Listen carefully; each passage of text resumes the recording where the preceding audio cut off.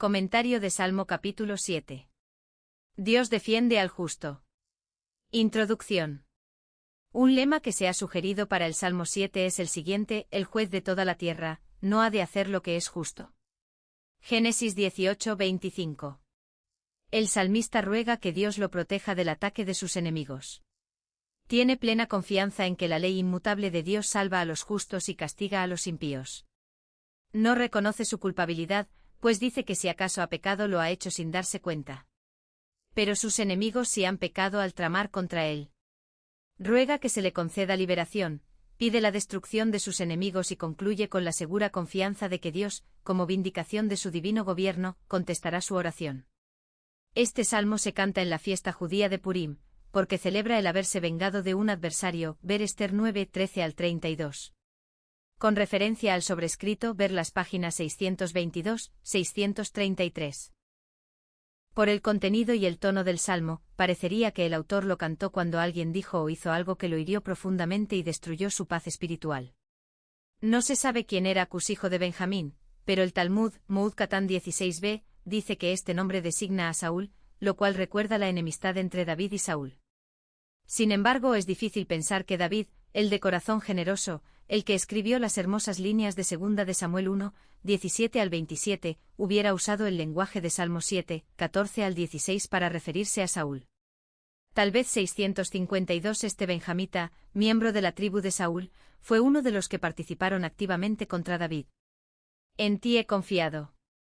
Literalmente busco refugio, a ti me acojo. Biblia Nácar Colunga, versículo 2. Este salmo, como el 11, el 16, el 31 y el 71, comienza con una expresión de confianza. En este refugio, más seguro que en una cueva en la montaña, el salmista reposa en los brazos de Dios, a quien pide que lo libre de sus perseguidores. No sea que desgarren mi alma. En hebreo se usa el singular, desgarre, arrebate. Posiblemente el enemigo sea Cus, hijo de Benjamín, ver la introducción al Salmo 7. Alma, nefes, equivale a vida. ¿Cuál león? Se compara el furor ciego e irracional del perseguidor del salmista con la instintiva fiereza del león. Los pastores y los agricultores de Palestina conocían bien las arremetidas furiosas de las fieras, ver 1 de Samuel 17, 34 al 37. Si yo he hecho esto. Compárense los versículos 3 al 5 con el largo juramento de Job 31. El salmista afirma apasionadamente su inocencia. Sus palabras se quiebran por la intensidad de su emoción. Tal vez el enemigo lo acusó de tomar descaradamente lo que era de otro, ver comentario del versículo 4. Parecería como si se tratara de una acusación calumniosa que difamaba a David, ver 1 de Samuel 24, 12, 26, 18. El libertado. Hebreo halatz, término que en algunos casos puede también significar arrebatar, despojar. Si tal es el significado en este pasaje, se referiría a la acusación de los enemigos, ver comentario del versículo 3. Sin embargo, el sentido más común de halatz es libertar, ver 2 de Samuel 22, 20, Job 36, 15, Salmo 34, 7. Debe, pues, preferirse la traducción de la Biblia Reina Valera revisada. Según esta traducción, el salmista afirma que en vez de aprovecharse del que estaba en paz con él, había hecho todo lo contrario, rescató al que estaba en guerra contra él, ver 1 de Samuel 24, 4 al 7. Persiga el enemigo. El lenguaje de la maldición que el salmista invoca sobre sí es el de un inocente que se siente perjudicado muy injustamente. El acusado preferiría ser aniquilado antes que vivir bajo el peso de tan grande condenación. El pasaje es sumamente enfático: persiga mi alma a mí, pisotee mi vida, mi honra ponga en el polvo. Selah. Ver la página 635. Voz que sugiere algún tipo de intervalo o pausa entre las dos partes del salmo. Levántate. El salmista clama al Señor para que se muestre públicamente como juez, y castigue a los que lo persiguen, ver Salmo 3, 7. Mis angustiadores. La idea de un solo enemigo se pluraliza para incluir a los que estaban relacionados con él, o tal vez a todos los enemigos de David. El juicio. David pide a Dios que ejecute sobre estos enemigos específicos el castigo que su ley eterna requiere que recaiga sobre todos cuantos quebrantan esa ley. Habla como con otro hombre y pide a Dios que vindique los principios de su propio gobierno moral, ver Génesis 18, 25. Cómo tiende el hombre a tratar de apresurar al Todopoderoso para que realice sus planes divinos. Compárese con el caso de Habacuc, capítulos 1, 1 a 2, 4. Conforme a mi justicia. Puede entenderse que esto se refiere al caso específico del momento. Aunque siempre deberíamos sentirnos indignos de la salvación, cuando se nos acusa injustamente es correcto que oremos para que Dios, de acuerdo con su voluntad, nos vindique en determinado caso y nos declare inocentes de las falsas acusaciones. La voz traducida a integridad hebreo tom de la raíz tamam, ser completo constituye el paralelo de justicia, y también puede entenderse que se refiere a este caso en particular. La maldad. Cuando una persona contempla la gravedad del pecado en determinado caso, desea que todo pecado llegue a su fin. Es correcto orar para que se acabe el mal. La mente. En hebreo dice corazones. Los antiguos usaban la palabra corazón para referirse a la sede de los pensamientos. Corazón. Hebreo kelayot, riñones. Los antiguos usaban esta figura para representar el centro de las emociones, de los sentimientos más íntimos, los propósitos y móviles del alma. La frase que se usa aquí, probar los corazones y las entrañas, se usa con frecuencia para describir la omnisciencia de Dios, ver Jeremías 11:20, Salmo 26, 2, Apocalipsis 2:23. Tú que escudriñas los corazones y los riñones, Biblia Nácar Colunga, versículo 10. Mi escudo. Hebreo Magen.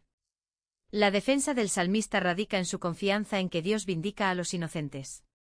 En la literatura ugarítica, ver páginas 624, 625, se usa la raíz mgn con el sentido de implorar, 653 rogar. Por lo tanto, la palabra maginni, mi escudo, tal vez podría traducirse, mi ruego. La frase se traduciría, entonces mi ruego es ante Dios. Dios es juez justo. En los versículos 11 al 16 se describe vívidamente el proceder de Dios para con los impíos. Todos los días. El salmista parece querer corregir la falsa impresión de que Dios hubiese sido indiferente ante su aprieto, y que ahora lo invoca para justificarse después de que Dios, aparentemente, había fracasado en protegerlo. Aquí afirma claramente que Dios siempre desaprueba la actividad de los impíos, y vislumbra su justicia constante y uniforme, a pesar de que a veces parezca lo contrario. El cristiano no debería permitir que un caso aislado de aparente injusticia suscite una generalización que ponga en duda los justos propósitos de Dios.